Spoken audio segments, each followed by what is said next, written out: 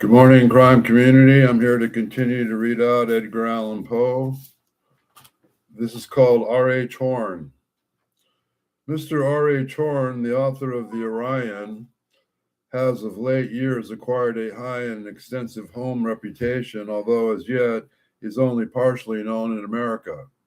He will be remembered, however, as the author of a very well-known written introduction to Black's translation of Schiegel's Lectures on Dramatic Art and Literature, as a contributor with Wordsworth, Hunt, Miss Barrett, and others to Chaucer Modernized. He is the author also of Cosmo de' Medici, of The Death of Marlowe, and especially of Gregory the Seventh, a fine tragedy prefaced with an essay on tragic influence. Orion was originally advertised to be sold for a farthing, and at this price, 3 large editions were actually sold. The 4th edition, a specimen of which now lies before us, was issued at a shilling and also sold. A 5th is promised at half a crown, like otherwise, and even a 1/6 of the crown may be disposed of, partly through the intrinsic merit of the work itself, but chiefly through the ingenious novelty of the original price. We have been among the earliest readers of Mr. Horne, among the most earnest admirers of his high genius, a man of high and the highest genius he unquestionably is. With an eager wish to do justice to his Gregory the Seventh, we have never yet found exactly the opportunity we desired. Meantime, we look with curiosity for what the British critics would say of a work which, in the boldness of the conception and in the fresh originality of its management, would necessarily fall beyond the routine of their customary verbiage. We saw nothing, however, that either could or should be understood, nothing certainly that was worth understanding. The tragedy itself was, unhappily, not devoid of the ruling cant of the day, and its critics, that cant incarnate, took this cue from some of its infected passages and proceeded forthwith to rhapsody and aesthetics by giving a common sense public an intelligent idea of the book. By the cant of the day, we mean the disgusting practice of putting on the airs of an owl, the endeavoring to look miraculously wise, of the affection of second sight, of a specific or an ecstatic prescience, of an intensely pathetic penetration into all sorts of mysteries, psychological ones in especial, and Orphic and ostrich affection, which buries its head in the balderdash and sees nothing itself, fancies therefore that its preposterous carcass is not a visible objection of derision for the world at large. If Orion itself we have as yet seen few notices in the British periodicals, and these few are merely repetitions of the old jargon, all that has been said, for example, might be summed up for some such paragraph as this: Orion is the earnest outpouring of the oneness of the psychological man. It is the individuality of the true singleness. It is not to be regarded as a poem, but as a work, as a multiple theogony, as a manifestation of the works of the days. It is a pinion of the progress, a will of the movement that moveth ever and goeth always, the mirror of self-inspection, held up by the seers of the age essential, of the age of esse, for the seers of the age is possible. In posse, we hail a brother in the work. In the mere opinion of the donkeys, we bray thus of their mere dogmas and doctrines, literary anesthetics, or what not, we know little, and upon our honor we wish to know less. Occupied lupanetically in their great works of a progress that never progresses, we take it for granted also that they care as little about ours. But whatever these opinions of these people may be, however portentous, the idea which they have been so long threatening to evolve, we still think it clear that they take a very roundabout way of evolving it. The use of language is in the promulgation of thought, as a man of the orifices, or a seer, or whatever else he may choose to call himself, while the rest of the world calls him an ass. This is a gentleman has an idea which does not understand himself. The best thing he can do is to say nothing about it. Of course, we can entertain no hope that he, the seer, cannot comprehend what should be comprehended by the mass of common humanity, but if he has no idea which is actually intelligible to himself, and he sincerely wishes to render it intelligible to others, we then hold it undisputable that he should employ these forms of speech which are the best adopted to further his object. He should speak to the people in the people's ordinary tongue. He should arrange words such as are habitually employed for the several preliminary and introductory ideas to be conveyed. He should arrange them in collocations such as those in which we are accustomed to see those words arranged. But to all this, the Orpheus thus replies, I am a seer. My idea, the idea which my providence I am especially commenced to evolve, is one so vast, so novel, that ordinary words and ordinary collocations will be insufficient for its comfortable evolution. Very true. We grant the vastness of the idea.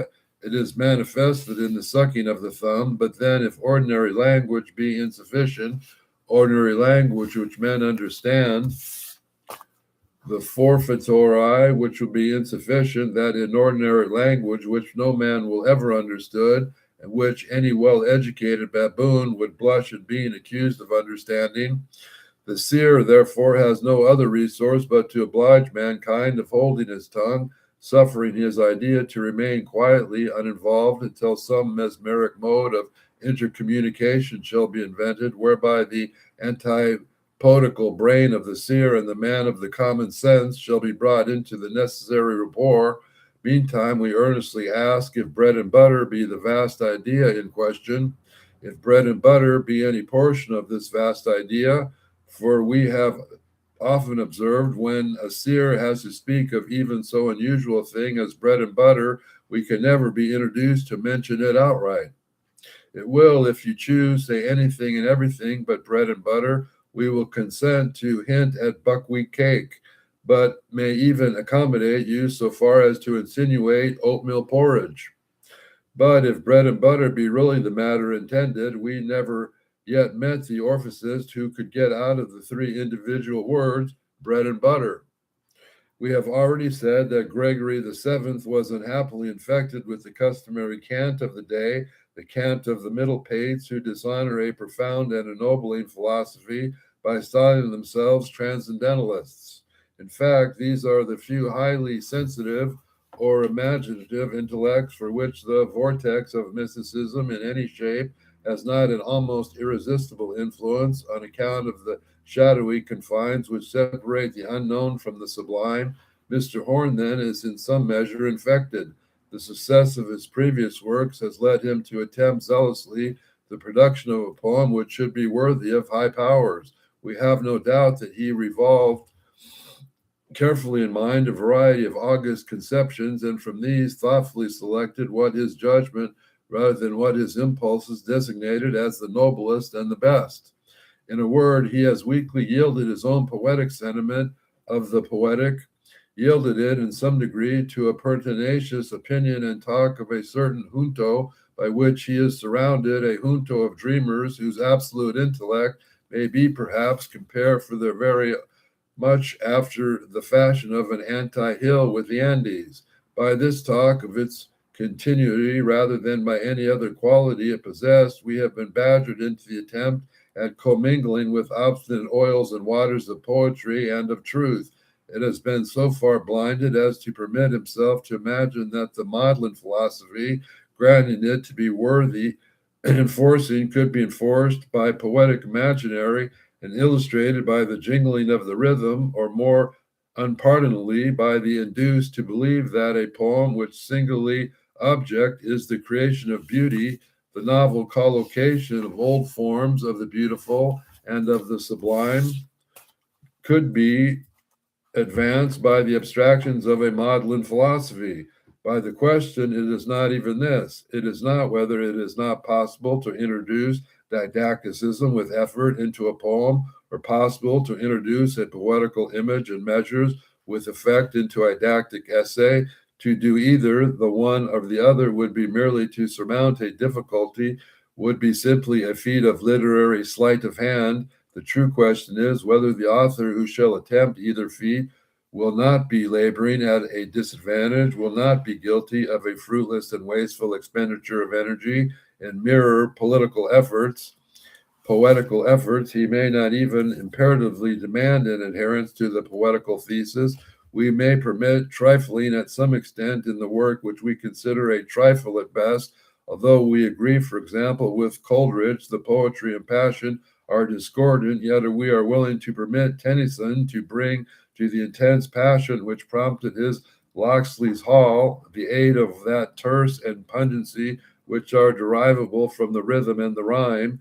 The effect he produces, however, is a purely passionate, and not unless in detached passages of this magnificent philippic, a properly poetic effect. His Oeone, is the other hand, exalts the soul not into passion, but into the conception of pure beauty, which its elevation, its calm and intense rapture, has in it a foreshadowing of the future and the spiritual life, and as far transcends earthly passions as holy radiance of the sun does the glimmering and the feeble phosphorescence of the glowworm. His Morte, the author, is in the same majestic vein. The sensitive plant of Shelley is in the same sublime spirit, nor of the passionate poems of Bryan excite more intensely a greater number of readers than either the Ione or the sensitive plant. Does this indisputable fact prove anything more than the majesty of mankind are more susceptible to the impulses of passion than of the impressions of beauty? Readers do exist, however, and always will exist, who in hearts of maddening fervor unite in perfection the sentiment of the beautiful with divine sixth sense, which is yet so faintly understood, that sense which phrenology has attempted to embody in its origin of ideality, that sense which is the basis of all cousins' dreams, that sense which speaks of God through his purest, is not his sole attribute, which proves and alone proves his existence. To readers such as these, and only to such as these, must be left the decision of what the true poesy is, and these, with no hesitation, will decide that the origin of the poesy lies in the thirst with the wilder beauty than earth supplies. The poetry itself is the imperfect effort to quench this immortal thirst by novel combinations of beautiful forms, collections of forms, physical or spiritual, and that this thirst, when even partially allied, this sentiment, when even feebly meeting response, produces emotion to which all other human emotions are vapid and insignificant. We shall now be fully understood. If with Coleridge, who, however, erring at times, was precisely the mind fitted to decide the question such as this, if with him we reject passion from the truth, from the pure poetry, if we reject even passion, if we discard as feeble, as unworthy the high spirituality of the theme which has its origin in the sense of the Godhead, if we dismiss even the nearly divine emotion of human love, that emotion which merely the name causes the pen to tremble, which now has much greater reason, shall we dismiss all else? And yet there are men who would mingle with the august theme to the merest question of expediency and cant topics of the day, the doggerel aesthetics of the time. We would trammel the soul in its flight to the ideal Hallusian by the quirks and quibbles of chopped logic. There are men who do this. Lately, there are a set of men who make a practice of doing this and who defend it on the score of the advancement of what they suppose to be the truth. Truth is, in its own essence, sublime for her loftiest sublimity, as derived from man's clouded and erratic reason, his valueless, his pulseless, his utterly ineffective, when brought into comparison with the uttering sense of which we speak. Yet granted this truth to be all which its seekers and worshippers pretend, they forget that this is not truth per se, which is made their thesis, but an argumentation, often maudlin and pedantic, always shallow and unsatisfactory, as from the mere inadaptation of the vehicle it must be by which this truth is casual and intermediate glimpses is or is not rendered magnificent. We have said that in minor poetical efforts we may tolerate some deflection from the true poetical thesis, but when a man of the highest powers sets himself seriously to the task of instructing what shall most worthy of these powers, we accept that we shall so choose these theme as to render it certain that he labor not at disadvantage. We regret to see any trivial or partial imperfection of detail, but we grieve deeply when we detect a radical error of conception. In setting upon Orion, Mr. Horne proposed to himself, in accordance with the views of his junto, to elaborate a morality. He ostensibly proposed this to himself, for in the depths of his heart we know that he wished all juntos and all moralities of Erebus in accordance with the notions as this set. However, he felt a practice of shamefacedness as not making an enforcement of certain dogmas or doctrines, questionable or unquestionable, about progress, the obvious or apparent objects of this poem, the shamefacedness of the cue of the concluding sentence of the preface. Meantime, the design of this poem of Orion is far from being intended as a mere echo or reflection of the past. It is in itself and in other respects a novel experiment upon the mind of the nation. Mr. Horne conceived, in fact, that to compose a poem merely of that poem's sake and to acknowledge such to be his purpose would be to subject himself to the charge of imbecility, of triviality, of deficiency in the true dignity and force. But he had listened to the dictates of his own soul. He could not have failed to perceive it once under the sun, where exists no work more intrinsically noble than this very poem, written solely for the poem's sake. But let us regard Orion as it is. It has as under an upper current of meaning. In other words, it is an allegory. But the poet's sense of fitness, which under no circumstances is mere conventional opinion, could be more than half subdued, for so far softened this allegory as to keep it generally well subjected to the ostensible narrative. The purpose of the moral conveyed is by no means clear, showing conclusively that the heart of the poet was not with it. It facilitates at one time a certain set of opinions predominate, then another. We may generalize the subject, however, by calling it a homily against supineness or apathy in the cause of human progress and in favor of energetic action for the good of the race. This is precisely the idea of the present school of cantors. How feebly the case is made out in the poem, how insufficient has been all Mr. Horne's poetical rhetoric in convincing even himself, may be gleaned from the unusual bombastic rigmarole and mystification of the concluding paragraph, in which he has thought it necessary to say something very profound by way of putting the sting of his epigram, the point of his morale, the words of his much in mind of this nonsense verses of Desbartas, and thus, in the end, each soul may to itself, with truth before it as its polar guide, become both time and nature, whose fixed paths are spiral, and when lost, will find new stars, and in the universal movement join. The upper current of the theme is based upon the various Greek fables upon Orion. The author in this brief preface speaks out about writing from an old Greek fable, and his story is more properly a very judicious selection and modification of the great variety of Greek and Roman fables concerning Orion and other personages with whom these fables bring Orion in collision.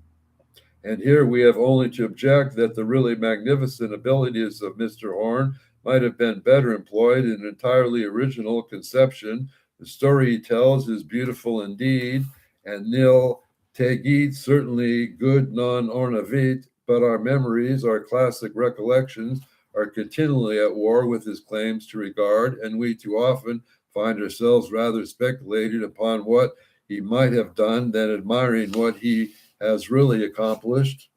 The narrative, as our poet has arranged, it runs nearly thus. Orion, hunting on foot amid the mountains in Chios, encounters Artemis, Diana with her train. The goddess, at first indignant of the giant's intrusion upon her grounds, becomes in the second place enamored. Her pure love spiritualizes the merely animal nature of Orion, but does not render him happy. He is filled with the vague aspirations and desires. He buries himself in sensual pleasures. In the mad dreams of intoxication, he beholds a vision of Merope, the daughter of Enopion, king of Chios. She is a type of physical beauty. She cries in his ear, "Depart from Artemis. She loves thee not, and art too full of earth." Awaking, he seeks the love of Merope. It is returned. Enopion, dreading the giant and his brethren, yet scorning his pretensions, temporizes. He consents to bestow upon Orion the hand of Merope, in condition of the island being cleared within 6 days of the savage beasts and serpents. Orion, seeking the aid of the brethren, accomplishes the task. Enopion again hesitates. Enraged, the giants make war upon him, carrying off the princess. In a remote grove, Orion lives in bliss with the earthly love. From this delirium of happiness, he is aroused by the vengeance of Enopion, who causes him to be surprised while asleep and deprived of sight. The princess, being retaken, immediately forgets and deserts her lover, who in his wretchedness seeks at the suggestion of the shepherd the aid of Eos, Aurora, who, also becoming enamored of him, restores his sight. The love of Eros, less earthly than that of Merope, less cold than that of Artemis, fully satisfies his soul. He is at length happy, but the jealousy of Artemis destroys him. She pierces him with her arrows while in the very act of gratefully renovating her temple at Delos. In despair, Eos flies to Artemis, reproves her, represents to her the baseness of her jealousy and revenge, softens her, and obtains her consent to unite with her, with Eros, in a prayer of Zeus, Jupiter, for the restoration of the giant to the life. The prayer is heard. Orion is not only restored to life, but rendered immortal and placed among the constellations, where he enjoys forever the pure affections of Eros and becomes distinguished each morning in her rays. We will leave the rest of our R.H. Horne story of Orion for tomorrow. It's a pretty interesting story of the true author of Orion. It seems to be Poe's favorite author. If you like and think there's any truth in what I'm saying, have a nice day.